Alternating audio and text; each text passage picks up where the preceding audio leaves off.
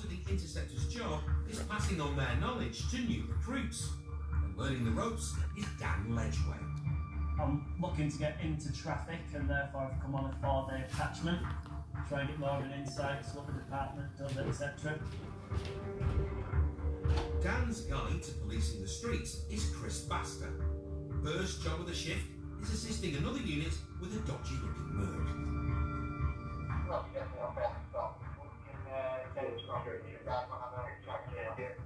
Yep, happy with that. The lads arrive, and new boy Dan takes the lead. And I'll check car as well. Now then, fella, how are we doing? Do you want to just turn engine off for us and just jump out the car? Just gonna take all your lights, we'll take you to the car. Have you got driving license and stuff? Yeah, all insured? No, lovely. We'll get you in here because there's too many people stood out looking, so. And while Dan chats to the driver, What I'm going to do is I'm going to caution you, okay? So you don't have to say anything. Chris checks over the motor. It's a disaster on wheels. As far as told you. Well, he said that we've got quite a few things. Yeah, dangerous part because of the substantial damage to the near side. It's sticking out, it's sharp, it's protruding as it should do. It's displaying white lights at rear. It's got a defective front offside tyre because there's an egg-shaped bulge in it. And the number plates don't conform with regulations neither. Yep. I think that's it. But it is taxed. But taking to the roads in an accident waiting to happen is taxing Chris's patience. How come you're driving around with that, sir? Yeah, but you shouldn't be driving around like that. If you hit a pedestrian, that's going to slice them in half. It's not looking great for the driver. You're going to get at least 3 points. It's probably a death trap on the road. If it had collided with a pedestrian or that bulge had popped, it could have had quite a nasty accident. It's dangerous. And this mangled motor needs to be taken off the road. Okay. What I'm going to advise you to do is to park it up on a side street, leave it there. The next time that car gets driven will be on the back of a recovery truck when you're going to get it fixed. If you got caught driving that again and you were to go to court, you'd be likely looking at a disqualification because you're going to end up totting up that many points. So what are you going to do with that car? Right, well that's what I wanted to hear. The man claims he will get the vehicle recovered, but also says he lives just round the corner. Doesn't matter how far you live, don't drive home in it. Doesn't matter whether it's a minute or 5 minutes or 10 minutes away, don't drive that car. They escort the driver to a parking spot to await recovery. And Dan has some parting words of advice. Don't run the risk of doing it again. If we see you driving, we will be stopping you. Alright, take the advice. Cheers. But will the man's short trip home prove too enticing? So we'll see if we see it again in 10-15 minutes. There's no time to rest, as they're called to assist a pursuit in the northern area of Leeds. An undercover unit has been tailing a black Range Rover, whose passengers have been acting suspiciously.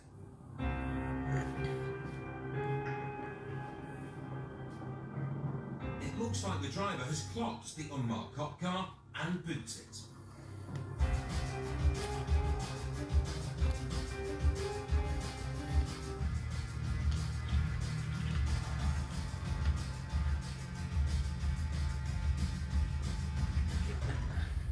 It's a dead end and a decap. The driver legs it, while the passenger gives himself up. It's now a manhunt for the driver. Chris and Dan arrive on scene. I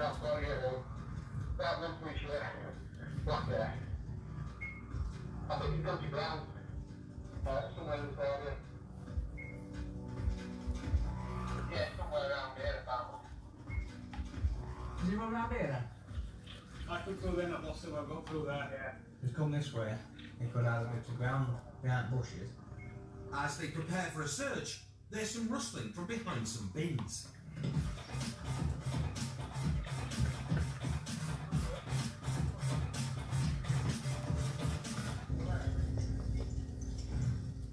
the driver. Unfortunately for him, he's chosen a rubbish hiding place, and now he's in cuffs. That's it.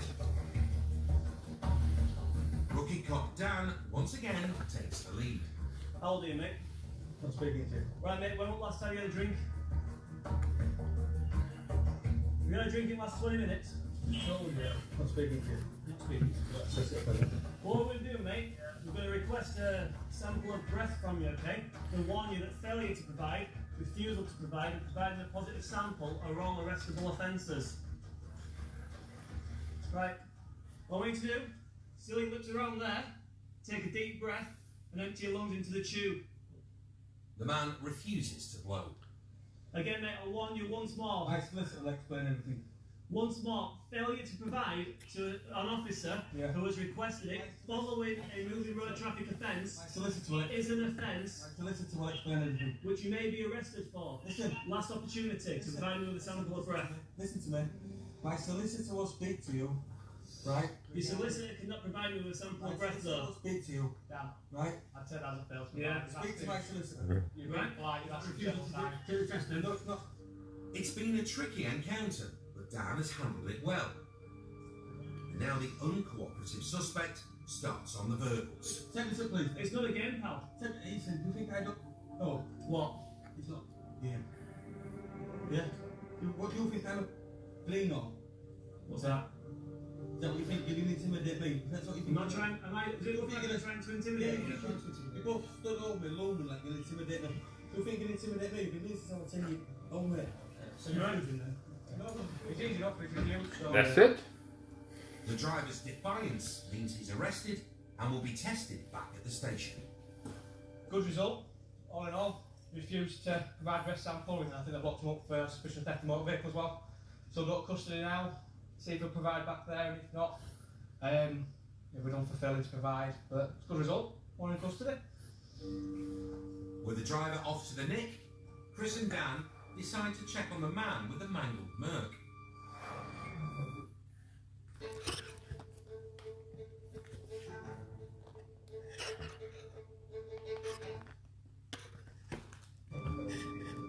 What are the chances you think that he'll just drive out in front of us, isn't it? And lo and behold, He's driving off in it. You are kidding me. Uh-oh. Oh, that is absolutely ridiculous.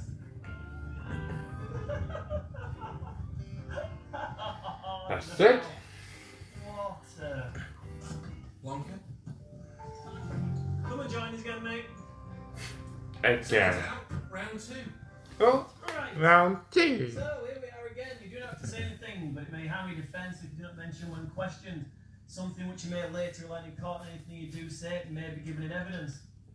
What was the advice, or what did we tell you? Take it home and leave past that phone. You just want to take it home and leave it parked there. And what did we say was the consequences of you doing that? What you say to me, what's it called? Taking me and taking home. Well, why would we do that? Because then we're potentially then aiding you in committing offences. It's not the ticket home the suspect was hoping for. I might do a ticket for no MOT. I know he's already got one, but he's taking mick by driving that away, despite us telling him he shouldn't be. And if I don't give him anything for MOT, he's just going to continue into. What do you mean? Not going to take it home for that. Well, what did I say when you said you live a minute away? Can I take it home? What did I say? I said no, you can't, because you'll commit further offences. The suspect's excuse of only living a minute away is as dodgy as his car. And Chris is close to losing his rag. What don't you understand about not driving that car? I don't understand what you don't understand. I don't care how far you live. I've told you, you cannot drive that vehicle in that condition. It's dangerous. That will kill somebody. And I'm not angry. I'm frustrated that you have chosen to drive that vehicle knowing you could cause those injuries to somebody. And that's why my face isn't very happy. The driver received 6 points on his licence, a £100 fine, a victim surcharge of £30 and costs of £85. The runner from the Range Rover had a change of heart down the station and blew under the drink driving limit. The The car turned out to be a hire car in the name of the driver. No further action was taken against him or his passenger.